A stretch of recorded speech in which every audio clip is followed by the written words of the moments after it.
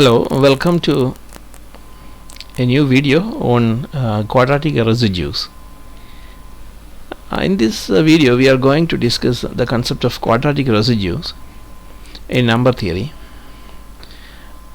Initially we consider the equation, the quadratic congruence equation, x square is congruent to n mod p. In this equation, n is a natural number, but compared to and p is a prime number. It's an odd prime number. More accurately, we can say that p is an odd prime number, and p must not. You have to consider all those n's which are not multiples of p. That means n is not congruent to 0 mod p, and these are the conditions that we consider when we make the quadratic equation. And when we think about the solution of this equation, what's meant by the solution? The value of those values of x that satisfy the given equation.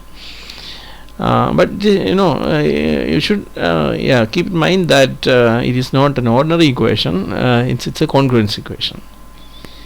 Okay. Therefore, to proceed to find its solution, you have to subtract n from x square. When we consider a number, when we consider a value for x, you have to square that number and then subtract n from that number. After that, you check whether it is divisible by p. If it is divisible by p, if it is divisible by p, then we can accept that number x considered for the number which is considered for x is a solution. Otherwise, it is not a solution. And also we can say that when x is a solution, then minus x is also a solution, because when x fits in this equation, we can see that minus x can also fit in this equation. So when we have one solution to this equation, definitely we have one more solution. So the total number of solutions to this equation is always an even number. Number of different solutions to this equation is always an even number, because when 2 is a solution, then minus 2 will also be a solution. When 11 is when some other number, so say it's just an example. If 10 is a solution, then minus 10 will also be a solution. So number of solutions will be an even number always. But you can also see that since the equation is quadratic, the equation is quadratic, then it must it has at most two solutions. Then it has the maximum two solutions. Therefore, in this is not almost in such at the most two solutions. Therefore we can then conclude that combining the two concepts or the two situations that we have just discussed, we can say that this equation has either no solution or it has two solutions, because more than two solutions is not possible at all. Okay. Now we are coming to the definition. The actual concept we want to define will be discussed now. The definition. What do we define? What we are going to define? We are going to define the quadratic residue mod p. The concept quadratic residue mod p and quadratic non-residue mod p. Let's see one by one.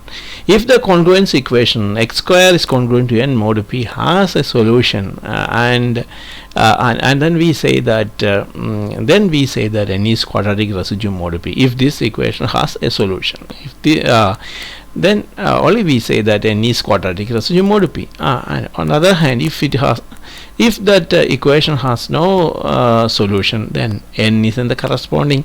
And there are situations when that equation do not have any solution. Then we say that n is quadratic. Corresponding n is then quadratic non-residue mod p.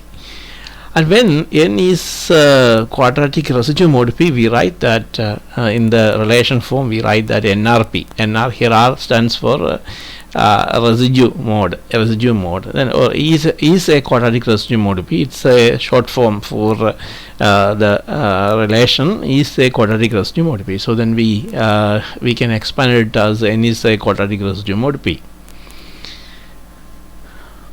Then now we are going to discuss some examples. Find all quadratic residue mode. The question is you have to find all quadratic residue mode 11 and quadratic non-residue mode 11. So for that, the number, here the odd prime number is 11, which is given here. Then you have to check which numbers are quadratic residue mode 11 and which are not quadratic residue mode 11. For that, we consider all numbers from at the place of n. We have to consider the numbers from 0 up to 10, because it is 11. The number is 11, so 0 to 10 we consider. But we don't have to consider. We don't have to consider n equal to 0 because of the condition that in that case this is the condition, because of the condition that n should not be congruent to 0 mod p, and due to that condition you have to exclude 0. But why? Because if 0 is considered, then p can divide 0, right? Okay, so we will not consider 0.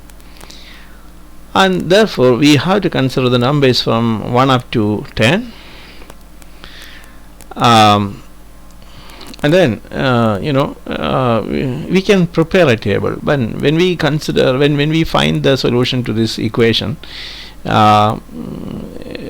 manually, then you have to prepare a table. See, in the first column of the table we will consider all the values that's possible, all the values that can be accepted for x, and in the second column you can find its square values, and the third column you can find the remainders when that x square is divided by 11. So once again, first column must contain x values and second column contains x square values. You have to find the square. You have to find the square values of x, and then the third column must contain. After dividing x square by the number chosen for a p, for the prime number p, you have to divide the x square value by that prime number, and then you have to write the remainders in that column. And then from that remainders that you are going to obtain there, you can find, you can say which are the actual quadratic residues, and the remaining values from the set of values. You have a set of values from 1 to 11. In this case, in this particular example, we have the numbers from 1 up to 10. And then you can select those values which are appearing here in this column, the third column here in the table. You can say that those are the quadratic residues, actual quadratic residues mode 11, and those which are not appearing here are then quadratic non-residues. Thus, one by one, after finding that you are obtaining the remainders, you can see that as you go down in this in the table from top to the bottom, you can see the remainders are appearing as 1, 4, 9, 5, then 3. After that, you can see a repetition of the numbers in the reverse order, and that is 3, 5, 9, 4, and 1. Okay, and then that you can check whether the same pattern is there when you expand, or when you prepare a similar table for some other prime number, that you can check. Okay, anyway, here you are going to get here we have obtained the numbers 1, 4, 9, 5, and then 3.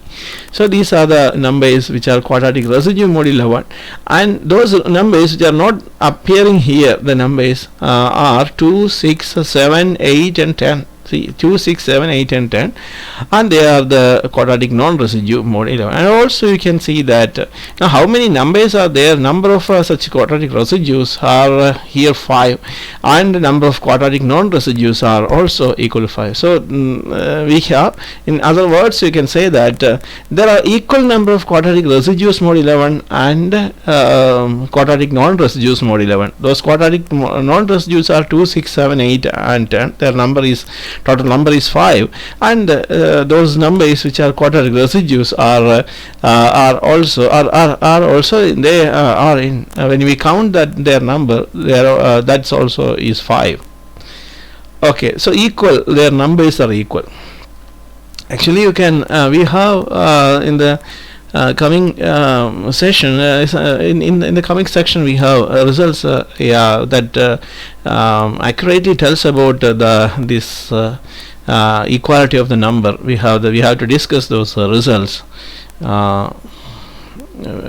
Okay, in the in the remaining videos, in the coming videos.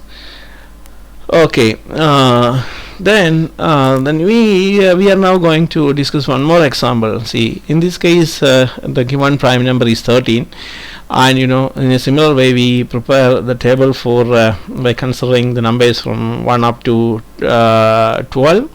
In the first column we write these numbers 1, 2, 3, etc. up to up to 12. You need to write it from 1, 2, 3, etc. to 6, because you are going to get okay, then you can see that the remaining are also considered here, 1, 2, 3, etc. to 6, then 7, 8, 9, 10 up to 12. All the numbers are written, then square there.